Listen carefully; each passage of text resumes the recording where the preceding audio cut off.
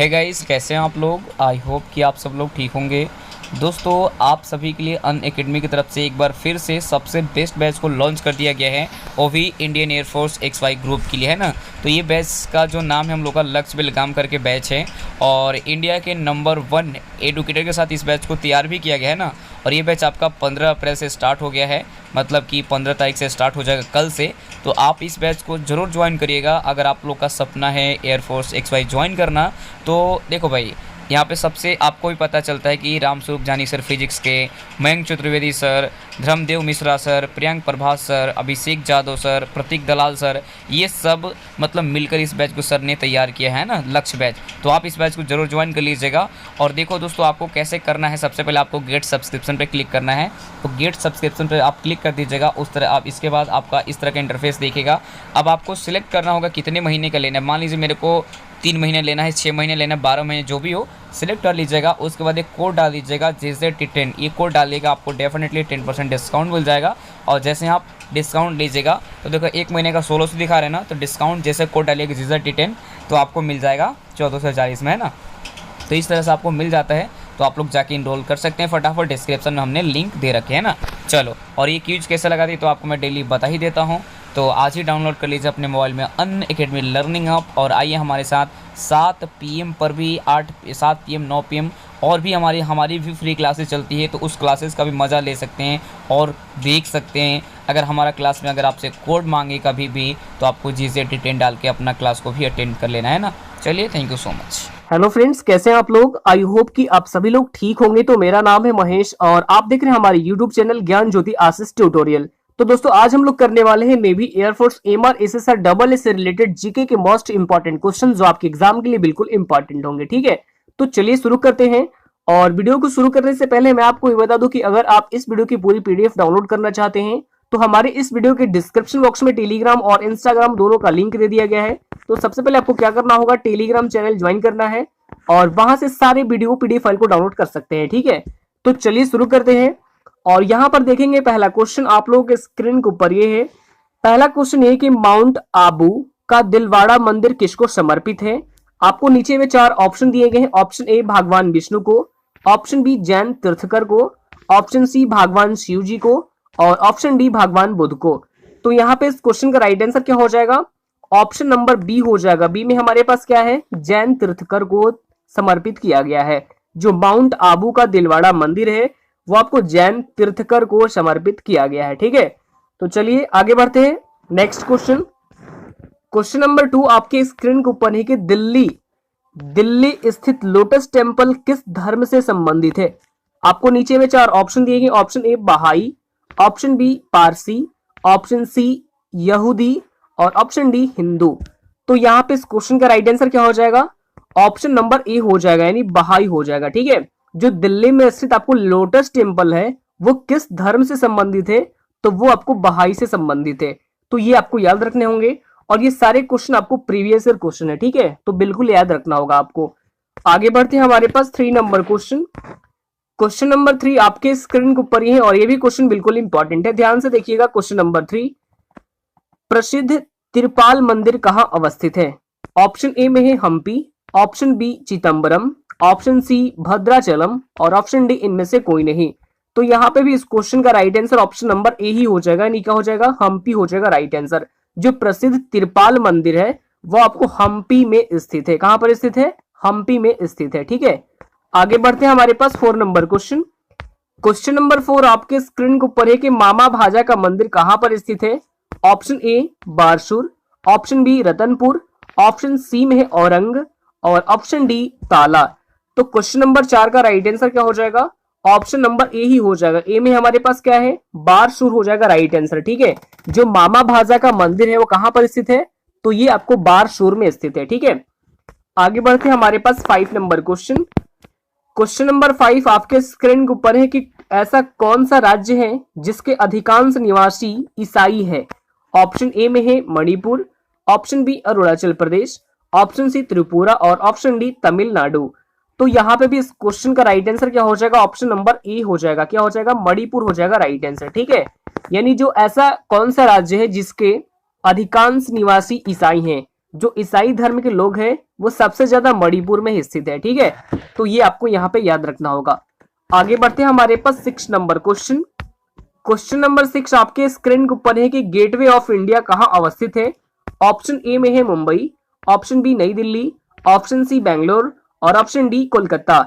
अगर आपको इस सारे क्वेश्चनों का आंसर पता है तो आप कमेंट बॉक्स में जरूर कमेंट कीजिएगा। ठीक है, ताकि मुझे भी पता चलेगा कि आप लोग कितने तैयारी में हैं। ठीक है, क्वेश्चन हमारे पास क्या है, गेटवे ऑफ इंडिया कहाँ अवस्थित है।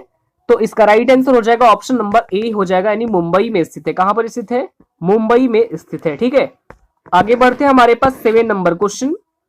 क्वेश्चन नंबर 7 आपके स्क्रीन के ऊपर है कि विश्व विख्यात रॉक गार्डन कहाँ स्थित है। विश्व विख्यात यानी पूरे वर्ल्ड की विख्यात है ये रॉक गार्डन, जो कि कहां पर स्थित है। तो ये आपको कहां पर स्थित है, तो इसका राइट आंसर क्या हो जाएगा, ऑप्शन नंबर ए हो जाएगा, ये कोलकाता में स्थित है। कहां पर, कोलकाता में स्थित है। ठीक है, अब आगे बढ़ते हैं हमारे पास 8 number question. Sorry, question number जो 7 है ना, ये विश्व विख्यात जो रॉक गार्डन है, ये आपको कोलकाता में नहीं बल्कि ये आपको यहाँ पे चंडीगढ़ में स्थित। ठीक है, ये सॉरी ये गलत आंसर हो गया, ये आपको चंडीगढ़ में स्थित है। ठीक है, तो आगे बढ़ते हैं। अगला सवाल हमारे पास 8 नंबर क्वेश्चन। क्वेश्चन नंबर 8 आपके स्क्रीन के ऊपर है कि बुलंद दरवाजा का निर्माण किसने बनवाई। Option A Akbar, option B Jahangir, option C Shahjahan और ऑप्शन डी औरंगजेब। तो क्वेश्चन नंबर 8 का राइट आंसर क्या हो जाएगा, ऑप्शन नंबर ए ही हो जाएगा। ए में क्या है, अकबर हो जाएगा राइट आंसर। ठीक है, आगे बढ़ते हैं हमारे पास 9 नंबर क्वेश्चन। क्वेश्चन नंबर 9 आपके स्क्रीन के ऊपर है कि दिल्ली स्थित लाल किला का निर्माण किसने कराया। ये ही सवाल आपके एग्जाम में बार बार पूछा जा रहा है, तो ये सब सवालों को आपको बिल्कुल याद रखना होगा। ठीक है, सवाल में कोई दम नहीं है, लेकिन जो आपको ऑप्शन है, ऑप्शन में बाबर है, हुमायूं है, शाहजहां है और अकबर है। ये ऑप्शन देखते आपको पता चल जाता होगा कि ये बाबर, ये हुमायूं, ये क्या ऑप्शन है। तो ये जो है ये आपको यहाँ पे याद रखना होगा। ठीक है, तो सवाल में कोई दम नहीं है, सवाल ये कि दिल्ली में जो स्थित लाल किला है उसका निर्माण किसने कराया था। क्योंकि लाल किला आप सभी लोगों ने जानते हैं, लाल किला के नाम आप सभी लोग जानते हैं कि लाल किला कहां पर स्थित है, तो ये दिल्ली में स्थित है। पर सवाल हमारे पास क्या है कि लाल किला का निर्माण किसने कराया था। तो इसका राइट आंसर हो जाएगा ऑप्शन नंबर सी हो जाएगा। सी में हमारे पास क्या है, शाहजहां हो जाएगा राइट आंसर। ठीक है, जो लाल किला दिल्ली में स्थित है उसका जो निर्माण कार्य है वो शाहजहां ने ही करवाया था। Right answer option number C हो जाएगा। आगे बढ़ते हैं हमारे पास 10 नंबर क्वेश्चन। क्वेश्चन नंबर 10 आपके स्क्रीन के ऊपर है कि कौन सा स्थान भारत का स्विट्जरलैंड कहलाता है। ये सारे ही क्वेश्चन आपके एग्जाम के पॉइंट ऑफ व्यू से बहुत ही इंपॉर्टेंट क्वेश्चन है, तो इसको आपको बिल्कुल रट्टा मार लेना होगा। ठीक है, कौन सा स्थान जो भारत का स्विट्जरलैंड कहलाता है। ऑप्शन ए कोडांगू, ऑप्शन बी में है बोरांग, ऑप्शन सी कोशानी और ऑप्शन डी ऊटी। तो यहाँ पे इस क्वेश्चन का right answer option number C हो जाएगा। क्या हो जाएगा, सी हो जाएगा राइट आंसर। ठीक है, कौशानी हो जाएगा राइट आंसर, जो भारत का स्विट्जरलैंड कहलाता है। ये आपको यहाँ पे याद रखना होगा। ठीक है, अब आगे बढ़ते हैं हमारे पास 11 नंबर क्वेश्चन, और ये सारे क्वेश्चन आपको बिल्कुल यहाँ पे ध्यान से देखना होगा। ठीक है, 11 नंबर क्वेश्चन ध्यान से देखेंगे। हाल ही में शांति और विकास के लिए विश्व विज्ञान दिवस कब मनाया गया है। तो देखिए ये अभी हाल ही में मनाया गया है 10 नवंबर को। कब मनाया गया है, 10 नवंबर को मनाया गया है। राइट आंसर क्या हो जाएगा, ऑप्शन नंबर डी हो जाएगा। ठीक है, और इसमें आपको कंफ्यूज नहीं होना है, क्योंकि जो राष्ट्रीय विज्ञान दिवस है ये तो मनाया जाता है आपको 28 फरवरी को। कब मनाया जाता है, 28 फरवरी को मनाया जाता है राष्ट्रीय विज्ञान दिवस। ठीक है, लेकिन आपको विश्व विज्ञान दिवस ये आपको 10 नवंबर को मनाया जाता है। इसमें आपको बिल्कुल कंफ्यूज नहीं होना है। ठीक है, विश्व विज्ञान ये आपको कितने मनाया, 10 नवंबर को मनाया जाता है। ये आपको यहाँ पे याद रखना होगा। ठीक है, और इसकी थीम क्या थी, तो इस बार जो ये दिवस मनाई गई थी इसकी थीम थी science for and with society. तो थीम भी आपको यहाँ पे याद रखना होगा। ठीक है, अब यहाँ पे दूसरे ऑप्शन को डिस्कस कर लेते हैं।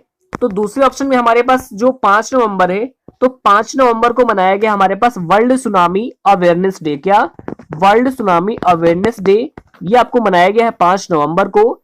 7 नवंबर को मनाया गया है national consumer cancer awareness day. क्या, नेशनल कैंसर अवेयरनेस डे ये आपको 7 नवंबर को मनाया गया है।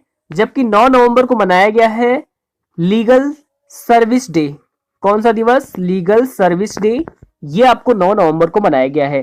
तो ये सारे आपको यहाँ पे याद रखना होगा। ठीक है, अब आगे बढ़ते हैं हमारे पास 12 नंबर प्रश्न।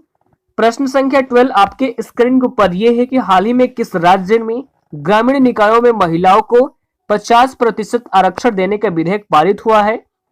तो देखिए ये अभी हाल ही में मैंने ये जो क्वेश्चन है ना ये आपको बिल्कुल इंपॉर्टेंट है, क्योंकि जो एग्जाम है जिस तरह से आपको पेपर अब पूछा जाता है करंट का, वो उसमें सारे क्वेश्चन क्या होते हैं, सारे प्रीवियस ईयर नहीं होते, बल्कि जो करंट का सवाल होता है आपको 6 महीने के अंदर के सवाल पूछे जाते हैं। ठीक है, तो आपको 6 महीने के अंदर जो भी आपके पास सवाल है उन सभी सवालों को आपको बिल्कुल याद रखना होगा। ठीक है, तो सवाल हमारे पास 12 नंबर ये कि हाल ही में किस राज्य में ग्रामीण निकायों को महिला को 50% आरक्षण देने का विधेयक पारित हुआ है। तो देखिए अभी हाल ही में हरियाणा ने ग्रामीण निकायों में महिलाओं को 50% आरक्षण देने का विधेयक पारित किया गया है। किसके द्वारा? हरियाणा गवर्नमेंट के द्वारा। तो हम यहाँ पे हम बात करेंगे सबसे पहले किसके बारे में? हरियाणा के बारे में। तो हरियाणा की कैपिटल क्या है? कैपिटल है चेन्नई। मुख्यमंत्री है मनोहर लाल खट्टर और गवर्नर है सत्यदेव नारायण आर्य। ठीक है, और हरियाणा में हेल्प मी मोबाइल ऐप भी लॉन्च किया गया है। तो ये भी आपको यहाँ पे याद रखना होगा। ठीक है, आगे बढ़ते हैं हमारे पास 13 यानी 13 नंबर प्रश्न। प्रश्न संख्या 13 आपके स्क्रीन को ऊपर है कि पक्के टाइगर रिजर्व किस राज्य में स्थित है। यह भी सवाल आपके एग्जाम के लिए बिल्कुल इंपॉर्टेंट क्वेश्चन है। ठीक है, तो ये स्थित है अरुणाचल प्रदेश में। कहां पर स्थित है? अरुणाचल प्रदेश में स्थित है। Right answer option number D हो जाएगा इसका राइट आंसर। ठीक है, और ये जो पक्के टाइगर रिजर्व है ये चर्च में क्यों है? तो आपने जो ग्रीन सैनिकों को कोविड-19 के खिलाफ बीमार यानी जो होता है बीमा कवर कराने के लिए, जो बीमा होता है उसको प्रदान करने के लिए पूर्वोत्तर क्षेत्र का जो पहला रिजर्व जो बना है, रिजर्व बैंक जो बन गया है, और इसलिए ये चर्च में रहा है। ठीक है, तो आपको बिल्कुल याद रखना होगा। तो पक्के टाइगर रिजर्व ये स्थित है अरुणाचल प्रदेश में। तो हम यहाँ पे अरुणाचल प्रदेश के बारे में जिक्र कर लेते हैं। ठीक है, तो अरुणाचल प्रदेश की राजधानी क्या है? राजधानी है ईटानगर। ईटानगर अरुणाचल प्रदेश की राजधानी है। मुख्यमंत्री है पेमा खांडू, जबकि राज्यपाल कौन है? तो ये है बीडी मिश्रा। कौन है? बीडी मिश्रा, ये है अरुणाचल प्रदेश के राज्यपाल। ये भी आपको यहाँ पे नोट कर लेना होगा। ठीक है, अब आगे बढ़ते हैं हमारे पास 14 यानी 14 नंबर प्रश्न। प्रश्न संख्या 14 आपके स्क्रीन के ऊपर है कि हाल ही में एमसीसी फाउंडेशन के संरक्षण कौन बने हैं। तो देखिए एमसीसी के नए संरक्षण ये अभी हाल ही में बन गए हैं वेस्ट इंडीज के माइकल होल्डिंग। कौन बने हैं? वेस्ट इंडीज के माइकल होल्डिंग बन गए हैं। ठीक है, तो ये आपको याद रखना होगा, और इसी के संरक्षक बनाए गए हैं माइकल होल्डिंग को। ठीक है, आगे बढ़ते हैं हमारे पास 15 यानी 15 नंबर क्वेश्चन। क्वेश्चन नंबर 15 आपके स्क्रीन को ऊपर है कि भारत के सबसे लंबे सिंगल लेन मोटरेबल स्पेशन जो ब्रिज है जिसका नाम क्या है? डोबरा चांडी, इसका उद्घाटन किस राज्य में किया गया है? तो देखिए ये भी क्वेश्चन आपके एग्जाम के लिए बिल्कुल इंपॉर्टेंट है। तो इसका उद्घाटन अभी हाल ही में किया गया है उत्तराखंड में। कहां पे किया गया है? उत्तराखंड में किया गया है। राइट आंसर ऑप्शन नंबर यहाँ पे डी हो जाएगा। तो देखिए उत्तराखंड के जो टिहरी गढ़वाल जिले में इस स्पेस सीन ब्रिज इसका उद्घाटन किया गया है। और उत्तराखंड के मुख्यमंत्री कौन है? तो ये है त्रिवेंद्र सिंह रावत, और इन्हीं के द्वारा ये टोटल 725 मीटर लंबा, कितने? 725 मीटर लंबा पुल है जो कि 2.95 करोड़ रुपए की लागत से तैयार किया गया है। अब यहाँ पे हम उत्तराखंड के बारे में डिस्कस करेंगे। तो उत्तराखंड की राजधानी क्या है?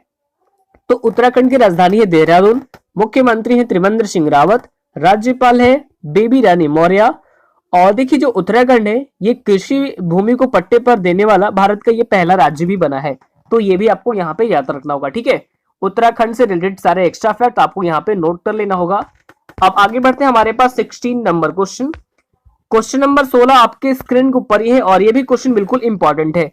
तो इसको भी आपको बिल्कुल यहाँ पे ध्यान से देखना होगा, क्योंकि ये जो सारे सवाल है ना ये आपके एग्जाम के जो एग्जाम में जिस तरह से प्रश्न पूछा जाता है उसी तरह से ये सारे सवाल है। ठीक है, तो सवाल हमारे पास क्या है कि हाल ही में रमेश लक्ष्मी नारायण को किस बैंक का सूचना अधिकारी नियुक्त किया गया है।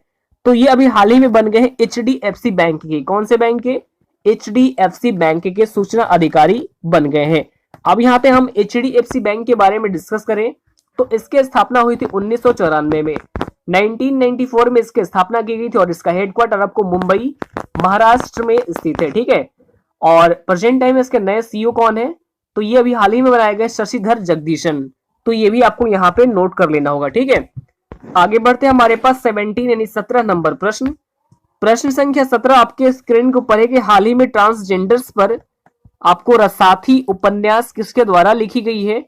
तो देखिए ट्रांसजेंडर पर आधारित ये किताब जिसका नाम क्या है, रसाथी, जो कि लिखी गई है शशिंद्रन, आपको यहाँ पे नोट कर लीजिए नाम, क्योंकि नाम बहुत ही थोड़ा टेढ़ा मेढ़ा है, शशिंद्रन केलिकेनी, ठीक है। तो इन्हीं के द्वारा क्या किया गया है, लिखा गया है, तो ये आपको याद रखना होगा। आगे बढ़ते हैं, हमारे पास 18 नंबर प्रश्न। प्रश्न संख्या 18 आपके स्क्रीन को पढ़ेगी, हाल ही में कौन भारतीय राजनयिक संयुक्त राष्ट्र की सलाहकार समिति में शामिल हुए हैं? तो देखिए ये जो है ये सवाल आपको ऐसे तो आपको पॉलिटिकल साइंस से रिलेटेड है, लेकिन कुछ भी नहीं, क्योंकि ये करंट का भी सवाल है, ठीक है। तो यूनाइटेड नेशन के सलाहकार समिति में ये अभी हाल ही में शामिल की गई हैं विदिशा मैत्रा को। किसको? विदिशा मैत्रा को। राइट आंसर ऑप्शन नंबर यहाँ पे ए हो जाएगा। और इन्हें यूनाइटेड नेशन के प्रशासनिक और बजटी जो प्रश्न के सलाहकार समिति का शामिल यानी किया गया है, और नाम क्या है, विदिशा मैत्रा। अब यहाँ पे हम बात कर लेते हैं किसके बारे में, यूएन के बारे में, यानी कि यूनाइटेड नेशन के बारे में, जिसे हम हिंदी में कहते हैं संयुक्त राष्ट्र, ठीक है। तो इसकी जो स्थापना हुई थी वो हुई थी 24 अक्टूबर 1945 में। इसके हेडक्वार्टर आपको न्यूयॉर्क में स्थित है, और वर्तमान में जो इसके अध्यक्ष हैं ये एंटोनियो गुटेरेस, जो कि पुर्तगाल से बिलोंग करते हैं। और यूनाइटेड नेशन की ऑल मेंबर कंट्रीज कितनी है, तो ये है 193, ठीक है। तो ये आपको यहाँ पे याद रखना होगा, ठीक है। आगे बढ़ते हैं, हमारे पास 19 नंबर प्रश्न। प्रश्न संख्या 19 भी बहुत ही इंपॉर्टेंट है, तो इसको आपके यहाँ पे क्या करना होगा, ध्यान से देखना होगा, ठीक है। प्रश्न संख्या 19 आपके स्क्रीन को पढ़े कि किस राज्य में इस साल हॉर्निबल फेस्टिवल वर्चुअली मनाया जाएगा? ये सवाल क्या है, करंट का ही सवाल है, तो इसको भी आपको यहाँ पे ध्यान से रखना होगा, ठीक है। तो देखिए कोविड-19 के कारण ये वर्चुअली मनाया जाएगा नागालैंड में। कहां पर मनाया जाएगा? नागालैंड में मनाया जाएगा, ठीक है। तो देखिए बहुत ही आपको इंपॉर्टेंट यहाँ पे फेस्टिवल भी है नागालैंड की, हॉर्नबिल फेस्टिवल, या इसी फेस्टिवल को जो ये फेस्टिवल है इसको हम क्या कह सकते हैं, फेस्टिवल ऑफ फेस्टिवल, जो कि मनाया जाता है नागालैंड में। ये आपको यहाँ पे याद रखना होगा, ठीक है। आगे बढ़ते हैं, हमारे पास 20 नंबर प्रश्न। प्रश्न संख्या 20 आपके स्क्रीन को पर है कि हाल ही में किस भारतीय फिल्म को टोक्यो फेस्टिवल में एंट्री मिली है? ये भी सवाल इंपॉर्टेंट है। तो ये अभी हाल ही में एंट्री मिली है, जिसका नाम क्या है, नाम आपको यहाँ पे नोट कर लेना होगा। नाम बहुत लंबा चौड़ा है, ठीक है। तो नाम जो है स्क्रीनशॉट भी ले सकते हैं या फिर नोट कर सकते हैं, ठीक है। जैसे हम यहाँ पे पढ़ के आपको बता दे रहे हैं, इसका नाम क्या है, नाम है कारखिनी खांची वारी एसेंजो ऑन ए रोड ट्रिप। ये इस फिल्म को टोक्यो में फेस्टिवल में एंट्री मिल गई है, तो ये आपको यहाँ पे याद रखना होगा, ठीक है। तो आपको ये सारे चीज आपको याद रखना होगा। लेकिन ये जो एक मराठी फिल्म है जिसके डायरेक्टर कौन है, डायरेक्टर है मंगेश जोशी, और इसे ही टोक्यो फिल्म फेस्टिवल में एंट्री मिली है, ये आपको यहाँ पे याद रखना होगा। आगे बढ़ते हैं, ये आगे बढ़ने से सवाल हमारा पास क्या हो गया, यहीं पे एंड हो गया, क्योंकि आज हम सिर्फ 20 सवाल जो जीके के 20 ही सवाल आपको लेके आते हैं, तो 20 ही सवाल आज के ये लास्ट हो गए, ठीक है। तो आज के लिए इतना ही। अगर आपको ये वीडियो अच्छा लगा होगा तो वीडियो को लाइक कीजिए, कमेंट कीजिए, और अपने स्टडी ग्रुप में एटलीस्ट एक शेयर भी कीजिए, ठीक है। तो चलिए फिर मिलते हैं नेक्स्ट वीडियो में, तब तक के लिए bye bye, take care, all the best, thank you.